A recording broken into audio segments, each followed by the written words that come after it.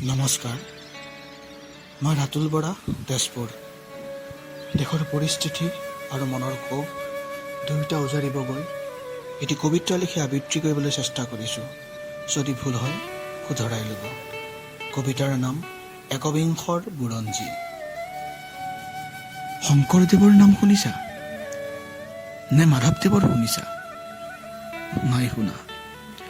শুনিছা মাথো মাইকেল জেকছনৰ নাম। শুনিছা শ্বহীদ কনকলতা সতী জয়মতীৰ নাম। শুনিছা মাথো ছবি জগতৰ মোহময় অভিনেত্ৰীৰ নাম। জ্যোতি বিষ্ণুৰ গীতমাত তাহানিতেই পাহৰিলে। সুধাকণ্ঠ ভূপেন্দাৰ নাম কোনে লৈছে? মদ ভাং বিড়ি চিগাৰেট তোমালোকৰ প্ৰিয়? কোনোবা চেণ্টাৰত বা তিনিআলিৰ সন্মুখত তোমালোকে জানো আলোচনা কৰা সেই মহান ব্যক্তিৰ বিষয়ে? তোমালোকৰ চিন্তা মাথো বিলাসৰ কথা। তোমালোককতো সীমান্তৰ প্ৰহৰী সজোৱা নাই বা তাৰ যুদ্ধৰ বাবে সাজু কৰা নাই। জননীৰ বাবে মোমায়েকৰ শিৰচ্ছেদ কৰি বুৰঞ্জীৰ পাত জিলিকাই কৈ গ'ল, মই আহোমৰ বীৰ সেনাপতি লাচিত বৰফুকন।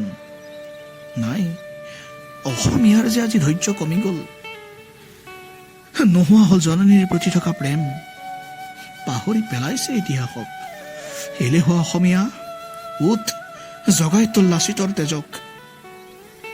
নে মোগল আহিব লাগে, নে ইংৰাজ আহিব লাগে, নাইবা এৰি দে বিদেশীৰ হাতত তোৰ ঘৰ মাটি আৰু তোৰ জীৱন।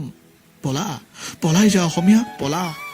নহ'লে তোৰ বুকুৰ মাজেৰে বৈ যাব পাৰে ইতিহাসৰ শৰাইঘাটৰ যুদ্ধ।